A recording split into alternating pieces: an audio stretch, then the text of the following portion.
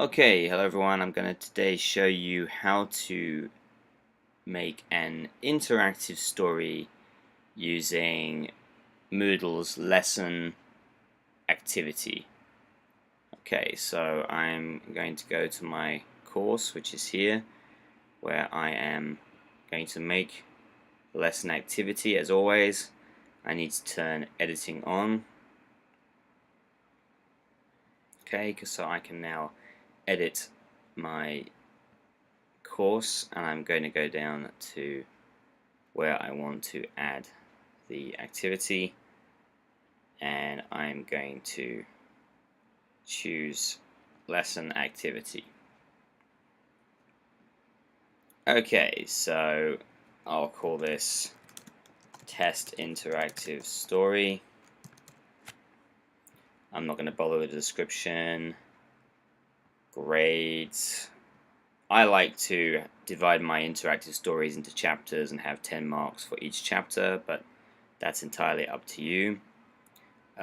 Flow controls. I don't let them choose the option to try a question again, but again, that's a matter of personal taste. Availability, if you want to have it open at a certain time, you can, but that's not really necessary. Activity completion, I usually like to show activity as complete, and they have to view and they have to get a grade, but that's really all you need to do, I think, for this. You might want to consider allowing retakes. Actually, I am going to do that, so that they can try the story again. In fact, you definitely want to do this because obviously they might die in the interactive story and have to do it again. How you handle the retakes in terms of marks, if you are going to use marks for your interactive story, I like to use a mean, so that if they know the answers from playing it through once, they can do it again and get a perfect score, but it still averages out, so there's still some value to getting a high mark the first time. But if you want, you can use the maximum so that they, when they play through and get a perfect score, that's their actual score. Matter of taste. And I think that's pretty much everything you need there. Right. So now I've got my test interactive story, and I'm going to click on this. Now you'll see here that I can add really two kinds of pages here. I can add a content page and a question page. Now, content page is just a piece of writing with no questions on it. That's really the less useful one because, of course, there's no choices. But it might be useful, for example, if you have a branch of your story that comes to an end.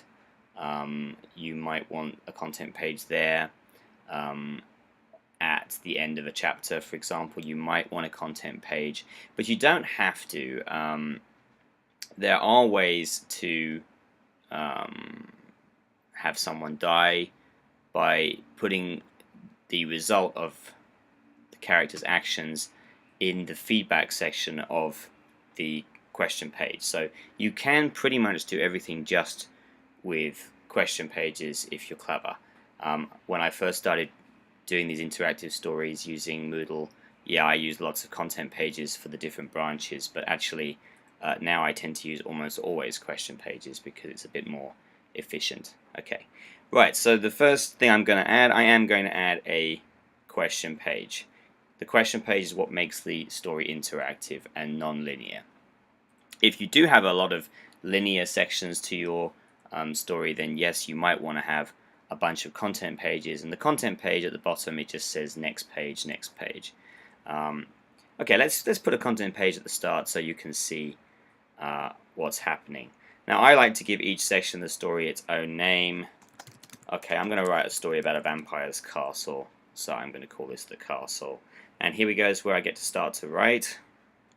I usually like to go big text, and because it's a paragraph, I'm going to put in a few manual indents. You can use the indent tool here, but that will indent the whole paragraph rather than just the first few lines, so I don't like to do that. I prefer just to 1, 2, 3, 4. Okay. The castle stands on a mighty outcrop of rock known as the Devil's Tooth. You'll notice when writing interactive stories we often use present tense because it's kind of happening now and your reader is actually a character in the book. You look up nervously as a flock of bats whistle overhead. The moon is bright tonight. At least that is something. Gripping your sword lightly in your right hand, you step towards the narrow path that ascends the outcrop. Alright, it's not the best writing in the world, but I'm just knocking this out. Okay, so there's no choices here. You've got no choice. You've got to go up the path. So I could write a description, continue up the path, and this is very important, the jump. The jump is where the story will go next when the reader clicks the button. If I put this page, then it's just going to loop forever and be the most annoying story in the history of annoying stories. So I've got to put next page, of course. Okay. If you have already written some other sections, then the names of those sections will appear here and you can jump to those sections. Again, why it's important to have good page titles up here. But for the moment, next page will do, because that's the only place they can go. You can put other choices, as you can see. So perhaps, sorry, I'm slightly misled when I said that you can't use content pages for choices. You can. The reason I use question pages, though, usually is because I like to give a mark for the reader's decisions, because I'm a teacher and I'm using this to kind of assess students' reading comprehension. If you don't have marks for choices, then yeah, I suppose you can go ahead and use a content page as well. However, as I said earlier, the question page gives feedback, and that can be a more efficient way of telling the reader what happens next without having to make a ton of content pages. So I might still advise you to use the question page. Anyway, we've got only one content page here. There's only one choice. So we'll just save that. You have to save each page individually. And there it is. It appears on our little story summary here. Right, now I'm going to add a question page and have some real choices. I don't usually bother with clusters and branches. That's perhaps for another video, another day, but I never use them, so I think we'll ignore that for the moment. Content page or question page. Before we move on, another use of the content page, by the way, if in a story you want there to be like a corridor with multiple doors, or a crossroads, and the reader can kind of go down or into each of those rooms but then come back to the corridor, a content page is with one button for each of those doors is quite useful to form the sort of corridor or the hub from which different choices go to. That's particularly question pages which have marks, because of course you don't want to give them multiple marks every time they go in a room. It's not really a markable decision. So you can use content pages that way. Right, now I'm going to add a question page. And you do have different choices of questions, but for an interactive story where you've got multiple paths, it's going to be probably a multiple choice. Short answer can be useful, however, especially if you have something like a password or code, because when you use a short answer, they have to enter in exactly correctly a set of letters or a sentence or something that you've written. So you can use this to put codes in your story and they can't advance to the next part without the correct code. That can be quite useful. But again, that's a bit advanced for this video. So let's just add a multiple choice question page. Right, let's call this the gate. Once again, back to writing mode. I'm going to go large. Okay, and 1, 2, 3, 4 indents. The gate is barred.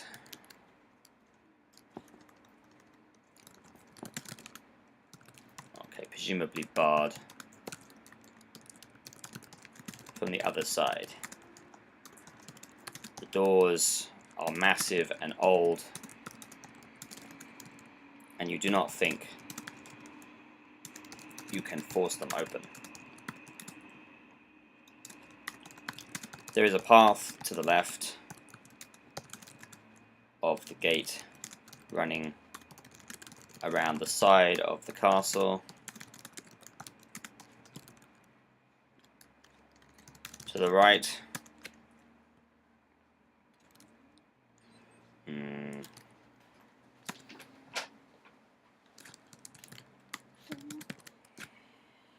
The path becomes rocky and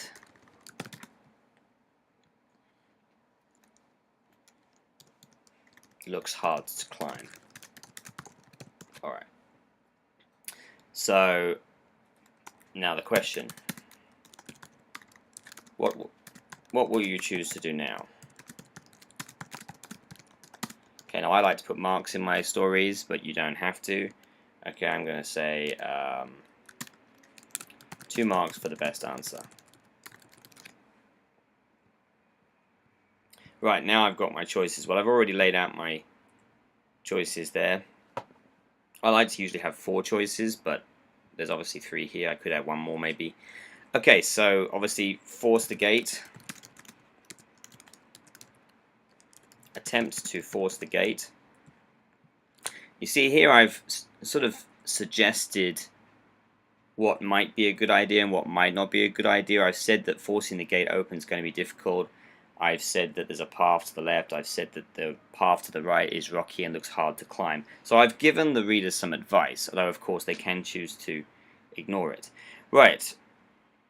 Now, I've put the answer here. Now I'm going to give the response. So this is the feedback they get after they choose the answer. This will appear below the story here when they choose. And I can use this to actually move the story along and write some more story here. So you could do this with another content page. You know, you could link to a content page where they find out the result of attempting to force the gate. But I think this is a lot easier. Put the result here and move on. So forcing the gate is basically a bad idea. Well, it doesn't work. You hammer your shoulder. Oops, that should be a capital letter. 1, 2, 3, 4. Of course, I don't put an indent here. There's no need for an indent in the question.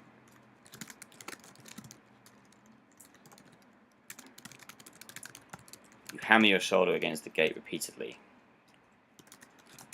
It hardly moves. After some time, you stop. Your shoulder,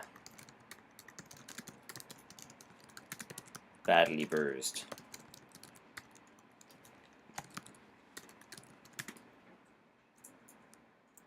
Okay.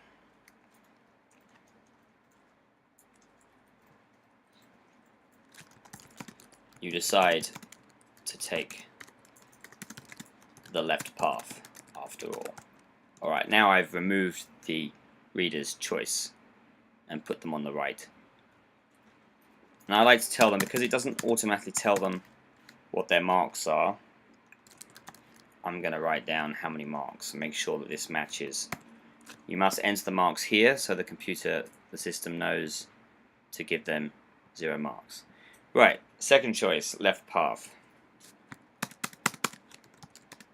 You walk around the path to the left.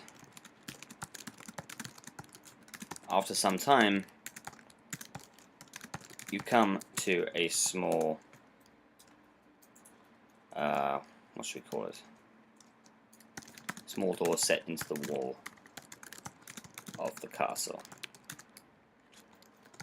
You push the door gently with the tip of your sword. Surprisingly, it swings open, unlocked. You enter the castle.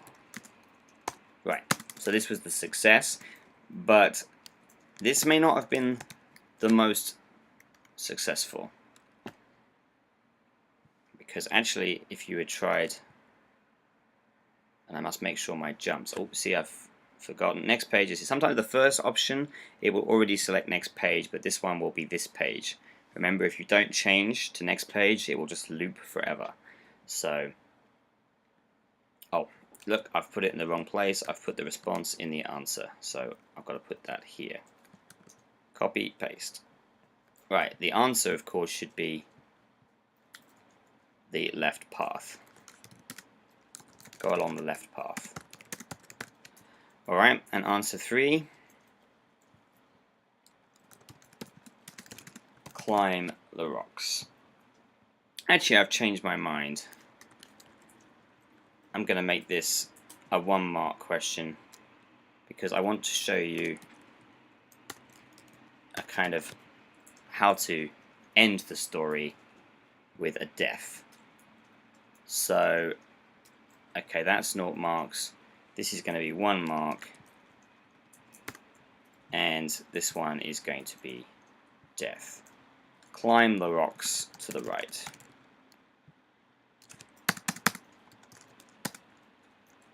You scramble up the rocks using your sword as sword to steady yourself as you go. You reach the top. Pile of rocks is nearly as high as the battlements. Oh, what's happened there? Maybe you can climb over. You reach up towards the wall, for the wall, when suddenly a flock of bats screeches out of a hole in the brickwork. You lose your balance, surprised by the flurry of furry bodies, and tumble off the rocks and over cliff face to your doom below.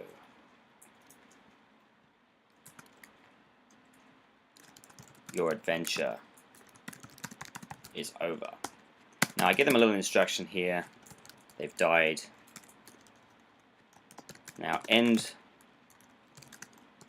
the lesson and try again. Right, and I have to put a jump to end of lesson, so this will end their lesson for them. Whoops, I think I accidentally pressed save, but it's okay. I haven't put the score here, but I think they know they've got 0 because so I've got one choice there that will kill me and others that will not. Right, let's preview it and see if this works. So here you go, preview. There's my content page where I've only got the one choice. Continue up the path. Now here you go, I've got my question page with the choice. What will you do now? 1 mark for the best answer. So I'll go along the left path. I know that's the right answer. Let's try to see what happens when I climb to the rocks to the right.